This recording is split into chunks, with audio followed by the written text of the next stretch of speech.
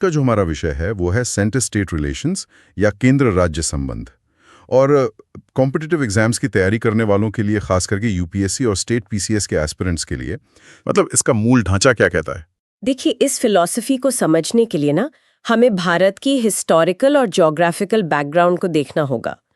Theoretically हमारा constitution एक federal state establish करता है। मतलब शक्तियों का क्लियर डिवीजन। हाँ, फेडरल होने का सीधा सा अर्थ यही है कि सेंटर और स्टेट्स के बीच पावर्स का एक रिटन और क्लियर बंटवारा है। लेकिन यहाँ संविधान निर्माताओं ने एक बड़ा यूनिक मॉडल पेश किया। इसमें एक यूनिटरी बायस मौजूद है। यूनिटरी बायस यानी एकात्मक झुकाव? बिल्कुल। इसको एक आसान एग्जाम्पल से समझते हैं। नॉर्मल वेदर में, मतलब आम हालात में, सेंटर और स्टेट दो अलग अलग जहाजों की तरह अपने अपने रास्ते पर चलते हैं। हाँ, सब अपना अपना काम कर रहे होते हैं। पर जैसे ही कोई बड़ा नेशनल क्राइसिस आता है या मौसम खराब होता है, तो संविधान एक मजबूत सेंटर की तरफ झुक जाता है और सेंटर गवर्नमेंट एक ऐसे लाइट हाउस में बदल जाती है जो बाकी सभी जहाज़ों को कंट्रोल कर सकती है। ये काफी अच्छा एनोलॉजी है। और स्टडी पर्सपेक्टिव से देखें तो सेंटर और स्टेट्स के इन रिलेशंस को 3 क्लियर कैटेगरीज में बांटा गया है। पहला है लेजिस्लेटिव रिलेशंस, दूसरा एडमिनिस्ट्रेटिव और तीसरा फाइनेंशियल। सही बात है। और इन तीनों में सबसे पहले लेजिस्लेटिव यानी विधायी शक्तियों पर आते हैं। हाँ, और पावर्स के इस डिवीजन को अगर हम डेटा के नजरिए से देखें तो आर्टिकल 246 और 7th शेड्यूल का रोल सबसे इंपॉर्टेंट हो जाता है। बिल्कुल। 7th शेड्यूल में इन पावर्स को 3 क्लियर लिस्ट्स में डिवाइड किया गया है। राइट। तो इस डेटा हाईलाइट पर नजर डालते हैं। सबसे पहली है यूनियन लिस्ट यानी संघ सूची, जिसमें 100 सब्जेक्ट्स हैं, जैसे डिफेंस, फॉरेन पॉलिसी, बैंकिंग और करेंसी। और इन पर कानून बनाने का एक्सक्लूसिव राइट सिर्फ और सिर्फ पार्लियामेंट के पास है। और इसके पीछे का एडमिनिस्ट्रेटिव लॉजिक बहुत सीधा है।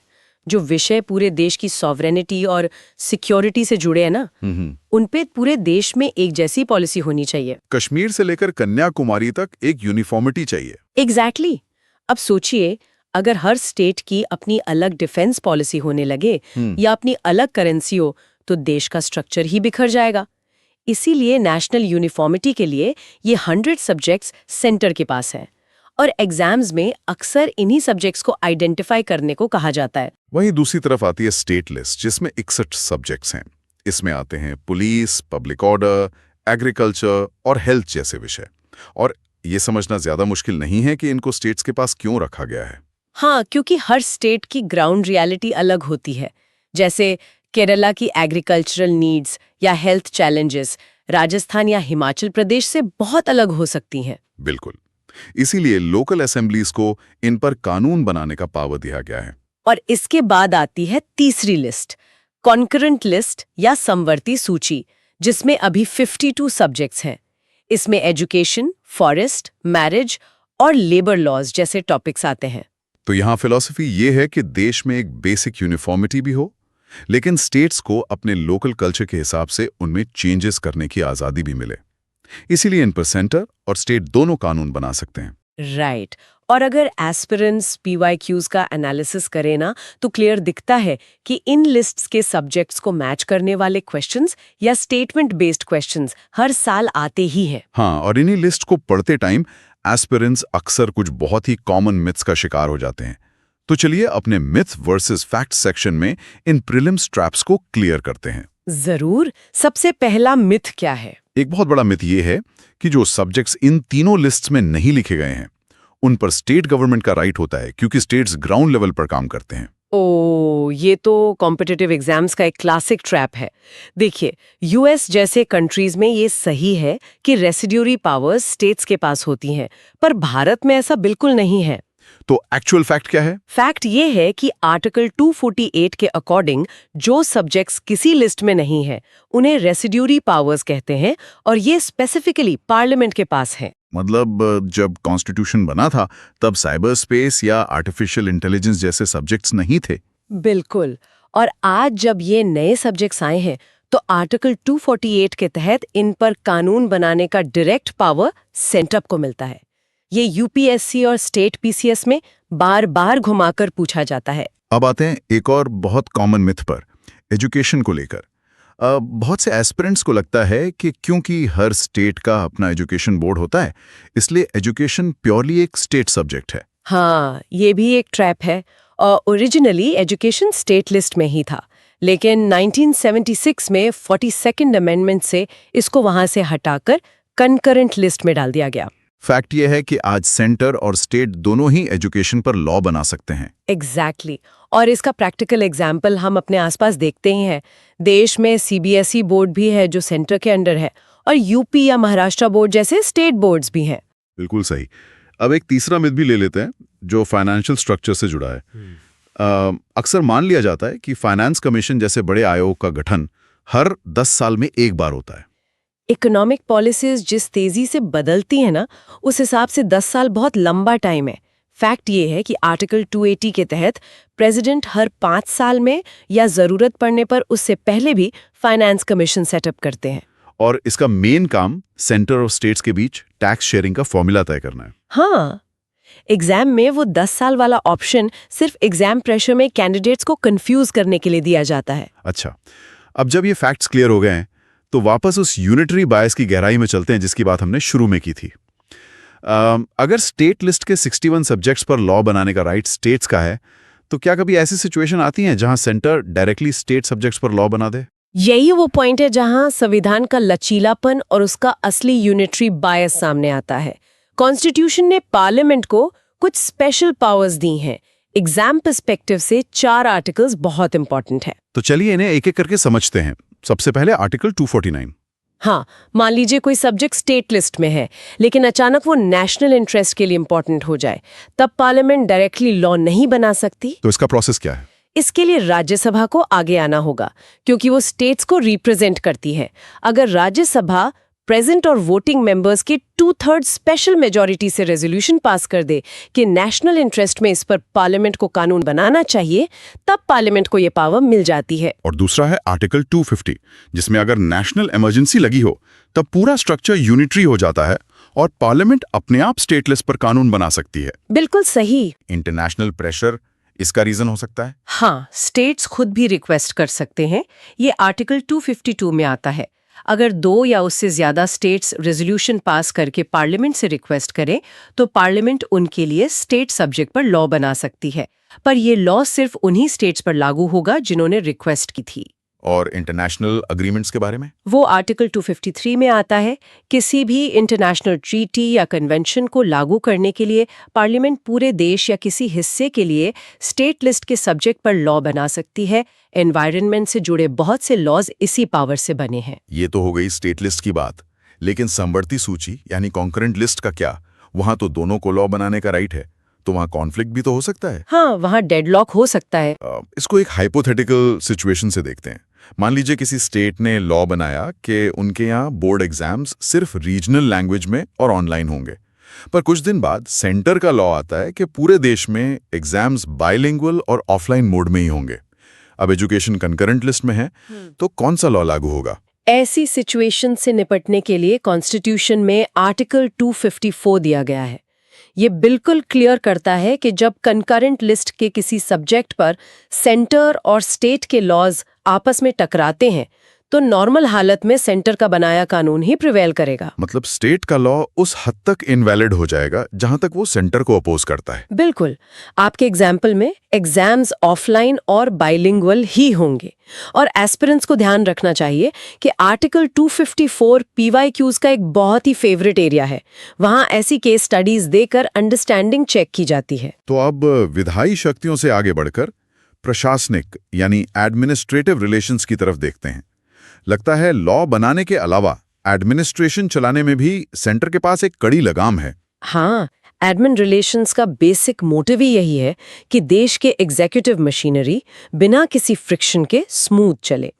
आर्टिकल 256 साफ कहता है कि स्टेट्स की ये कॉन्स्टिट्यूशनल ड्यूटी है कि वो अपनी एग्जीक्यूटिव पावर ऐसे यूज करें जिससे पार्लियामेंट के लॉज का कंप्लायंस पक्का हो। मतलब कोई भी स्टेट ये नहीं कह सकता कि हम सेंट्रल लॉ को अपने यहाँ लागू नहीं करेंगे। एग्जैक्टली। और इससे एक कदम आगे आर्टिकल 257 कहता है कि स्टेट अपनी एग्जीक्यूटिव पावर ऐसे यूज करेंगे जिससे सेंटर के एग्जीक्यूटिव पावर में कोई रुकावट ना आए। और इन सब के लिए सेंटर स्टेट्स को जरूरी डायरेक्शंस भी दे सकता है। इन स्ट्रिक्ट डायरेक्शंस के बीच में क्या कोई कोऑपरेशन या डेलीगेशन की गुंजाइश होती है? मतलब क्या सेंटर अपने कुछ काम स्टेट्स को सौंप सकता है? हाँ, इसको हम डेलीगेशन ऑफ पास कहते हैं। आर्टिकल 258 प्रेसिडेंट को ये पावर देता है कि वो स्टेट गवर्नमेंट की कंसेंट से सेंटर का कोई एग्जीक्यूटिव काम स्टेट को डेलीगेट कर सकते हैं। ये कोऑपरेशन बढ़ाने का एक अच्छा तरीका है। कोऑपरेशन की बात आई है तो एक बहुत इंपॉर्टेंट इंस्टीट्यूशन का नाम आता है यहाँ, इंटर स्टेट काउंसिल। लेकिन एक कॉमन डाउट ये है कि जब डिस्प्यूट सॉल्व करने के लिए हमारे पास सुप्रीम कोर्ट है तो इस काउंसिल की क्या जरूरत है? ये बहुत ही लॉजिकल डाउट है, पर देखिए सुप्रीम कोर्ट का काम लीगल और कॉन्स्टिट्यूशनल डिस्प्यूट सॉल्व करना है। पॉलिसी बनाना, कोऑर्डिनेशन करना और कंसेंसस बिल्ड करना कोर्ट्स का काम नहीं है। उसके लिए एक पॉलिटिकल और एडमिनिस्ट्रेटिव प्लेटफॉर्म चाहिए। और यही काम इंटर स्टेट काउंसिल करती है? हाँ, आर्टिकल 263 में इसका मेंशन है। जब 1970s और 80s में रीजनल पार्टी स्ट्रांग होने लगी थी तो सेंटर और स्टेट्स में पॉलिटिकल फ्रिक्शन बढ़ गया था, और उसको दूर करने के लिए 1983 में सरकारिया कमीशन बनाया गया। और उसी के रिकमेंडेशन पर 1990 में इंटर स्टेट काउंसिल सेटअप हुई थी। और इसके चेयरमैन प्राइम मिनिस्टर होते हैं। एग्जाम्स के लिए ये फैक्ट्स बहुत जरूरी हैं। बिल्कुल। तो अब हम सरकारिया कमीशन के रेफरेंस से आगे बढ़ते हैं और उस हिस्से पर चलते हैं जिसके बिना ना तो एडमिनिस्ट्रेशन चल सकता है और ना ही रिलेशंस, फाइनेंशियल रिलेशंस, पैसा। इसका स्ट्रक्चर कैसे काम करता है? ये कॉन्स्टिट्यूशन का सबसे कॉम्प्लेक्स और डिबेट वाला हिस्सा है। आर्टिकल 268 से 293 तक इसके प्रोविजंस है। इसमें से कुछ की आर्टिकल्स देखें तो आर्टिकल 268 उन ड्यूटीज की बात करता है जो सेंटर लगाता है, पर उन्हें कलेक्ट और यूज स्टेट्स करते हैं। और आर्टिकल 269 वाले टैक्सेस सेंटर लगाता और कलेक्ट करता है, पर बाद में सारा पैसा स्टेट्स को दे देता है। हाँ, और सबसे क्रूशल है आर्टिकल 270। ये उन टैक्सेस की डिटेल देता है जो सेंटर और स्टेट्स के बीच एक फिक्स्ड फॉर्मूला से डिवाइड होते हैं। इसके अलावा आर्टिकल 275 ग्रांट्स इन एड की बात करता है जो सेंटर जरूरत पड़ने पर स्टेट्स को देता है। लेकिन इन सब टैक्सेस का डिस्ट्रीब्यूशन कैसे होगा, शेयर क्या होगा, ये कौन डिसाइड करता है? क्योंकि कोई स्टेट कम पैसा तो नहीं लेना चाहेगा। इसी फाइनेंशियल खिंचातान को ट्रांसपेरेंट तरीके से सॉल्व करने के लिए आर्टिकल 280 में फाइनेंस कमीशन का प्रोविजन है। जैसा हमने पहले बात की, प्रेसिडेंट हर 5 साल में इसको बनाते हैं। और इसका मेन काम एक साइंटिफिक फॉर्मूला तैयार करना है जिसमें वो देश की इकोनॉमी, स्टेट की पॉपुलेशन और फॉरेस्ट कवर जैसे क्राइटेरिया को देखते हैं कि टोटल टैक्स पूल से कितना पैसा स्टेट्स को जाएगा। बिल्कुल। और फाइनेंशियल फेडरलिज्म की इस चर्चा में 101st कॉन्स्टिट्यूशनल अमेंडमेंट को कैसे भूल सकते? उसने टैक्स सिस्टम में क्रांति ला दी थी। जीएसटी काउंसिल के आने से सेंटर स्टेट रिलेशंस पर क्या असर पड़ा? जीएसटी ने इंडियन इनडायरेक्ट टैक्स सिस्टम को कंप्लीटली चेंज कर दिया। आर्टिकल 279A के तहत जीएसटी काउंसिल बनाई गई। इसका स्ट्रक्चर तैयारी करने वालों को पता होना चाहिए। सेंट्रल फाइनेंस मिनिस्टर इसके चेयरमैन होते हैं और सभी स्टेट्स के फाइनेंस मिनिस्टर्स इसके मेंबर्स होते हैं। तो ये कोऑपरेटिव फेडरलिज्म का एक बहुत लाइव एग्जांपल है। जी, जहां सब मिलकर पूरे देश के लिए टैक्स रेट्स तय करते हैं। सही कहा। पर जहां इतनी पावर्स, रूल्स और पैसे इन्वॉल्व हों, वहां डिस्प्यूट्स होना नेचुरल है। अगर किसी स्टेट को लगे कि सेंटर उसके राइट्स छीन रहा है या दो स्टेट्स में रिवर वाटर या बॉर्डर डिस्प्यूट हो जाए तो फाइनल रेजोल्यूशन कहाँ होता है? जब बातचीत से बात नहीं बनती तो कॉन्स्टिट्यूशन जुडिशरी का दरवाजा खोलता है। जब भी सेंटर और स्टेट या स्टेट्स के बीच डिस्प्यूट होता है तो सुप्रीम कोर्ट उसको सॉल्व करता है। आर्टिकल 131 के अंडर सुप्रीम कोर्ट को ऐसे केसेस में ओरिजिनल ज्यूरिसडिक्शन प्राप्त है। ओरिजिनल ज्यूरिसडिक्शन यानी ये फेडरल डिस्प्यूट्स किसी हाई कोर्ट या लोअर कोर्ट में नहीं, डायरेक्टली सुप्रीम कोर्ट में सुने जाएंगे। हाँ, और हाँ, सेंटर स्टेट रिलेशंस के ओवरऑल रिव्यू के लिए 2007 में पुंछी कमीशन भी बनाया गया था। उसकी रिकमेंडेशंस आज भी रेलेवेंट है। अब इतनी डिटेल में बात हो चुकी है तो जरूरी है कि देखा जाए एग्जाम हॉल में ये नॉलेज कैसे अप्लाई होगी। मोस्ट प्रोबेबल एग्जाम क्वेश्चन के इस सेक्शन में आते हैं। अगर हम पेपर सेटर के माइंड को रीड करें तो आज की चर्चा से कैसा सवाल बन सकता है? चलिए यूनिटरी बायस और इन नए इंस्टीट्यूशंस को मिलाकर एक ट्रैप वाला मॉडल क्वेश्चन बनाते हैं। जरूर बताइए। क्वेश्चन पास करे तो पार्लियामेंट नेशनल इंटरेस्ट में स्टेट लिस्ट के किसी भी सब्जेक्ट पर कानून बना सकती है। ठीक है। और स्टेटमेंट 2, आर्टिकल 279A के तहत बनी जीएसटी काउंसिल पूरी तरह से एक सेंट्रल इंस्टीट्यूशन है जिसके डिसीजंस में स्टेट गवर्नमेंट्स का कोई रिप्रेजेंटेशन नहीं होता। ऑप्शंस होंगे only 1, only two, both 1 and 2 या neither 1 nor 2? इस क्वेश्चन को देखते ही समझ आ रहा है कि ट्रैप कहाँ बिछाया गया है। हाँ, इसका एनालिसिस बड़ा क्लियर है। पहला स्टेटमेंट बिल्कुल ट्रू है, वो आर्टिकल 249 का बेसिक प्रोविजन है, पर दूसरा स्टेटमेंट एक बड़ा ट्रैप है। क्योंकि जीएसटी काउंसिल प्योर सेंटर की बॉडी नहीं है।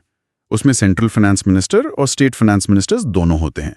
ये एक जॉइंट और कोऑपरेटिव बॉडी है। एग्जैक्टली इसलिए स्टेटमेंट 2 गलत है और सही आंसर होगा only statement 1 is correct. Exam में ऐसे ही वर्ड्स चेंज करके कैंडिडेट्स को फंसाया जाता है। ये एस्पिरेंट्स के लिए एक आई ओपनर जरूर होगा। और अब चर्चा के आखिरी चरण में हम अपने रैपिड रिवीजन समरी की तरफ बढ़ते हैं, ताकि सब कुछ एक लॉजिकल फ्लो में याद रहे। शुरू करते हैं। पूरे स्ट्रक्चर की शुरुआत होती है आर्टिकल 246 से, जहां 7th शेड्यूल में पावर्स का डिवीजन है। और जो इन लिस्ट्स में नहीं है वो आर्टिकल 248 में रेसिडुअरी पावर्स के रूप में पार्लियामेंट के पास चला जाता है। जरूरत पड़ने पर आर्टिकल 249 से राज्यसभा नेशनल इंटरेस्ट में पार्लियामेंट को स्टेट लिस्ट पर लॉ बनाने की पावर दे सकती है। और अगर कंकरेंट लिस्ट में दोनों के कानून टकराएं तो आर्टिकल 254 सेंटर के कानून को प्रिवेल करवाता है। एडमिनिस्ट्रेटिव कोऑर्डिनेशन के लिए आर्टिकल 263 में इंटरस्टेट काउंसिल आती है। फाइनेंशियल फॉर्मूला तय करने के लिए आर्टिकल 280 फाइनेंस कमीशन बनाता है। और आखिर में मॉडर्न कोऑपरेटिव फेडरलिज्म का बड़ा सिंबल आर्टिकल 279A, जो जीएसटी काउंसिल को बनाता है। ये फ्लो चार्ट पूरी चर्चा को परफेक्टली कनेक्ट कर देता है। लॉजिक समझ आने के बाद कुछ भी रटने की जरूरत नहीं पड़ती। बिल्कुल। इस पूरी चर्चा से एक बात साफ है कि संविधान निर्माताओं ने बहुत दूरदर्शिता से पावर्स डिवाइड की थी। ये स्ट्रक्चर स्टेट्स को लोकल पॉलिसीज बनाने की फ्रीडम देता है, लेकिन देश की यूनिटी और सिक्योरिटी के लिए सेंटर को एक यूनिटरी बायस या एकात्मक ढाल भी देता है। और ये बैलेंस ही हमारी डेमोक्रेसी की असली ताकत है। एक मजबूत सेंटर का होना जरूरी है ताकि इमरजेंसीज में देश एकजुट रहे।